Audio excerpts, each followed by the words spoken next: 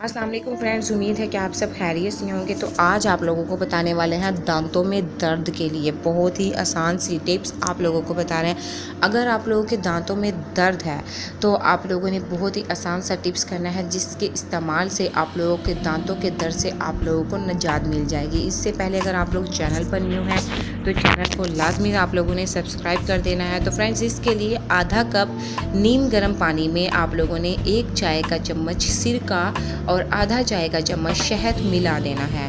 इसको अच्छी तरीके से मिक्स करने के बाद सुबह दोपहर शाम इसकी आप लोगों ने इस पानी से कुल्लियाँ करनी है और इस तरह आप लोगों के दांतों का दर्द जो है वो मुकम्मल तौर पर ख़त्म हो जाएगा। 1 या 2 दिन आप लोगों को ये तरीका करने में लगेंगे।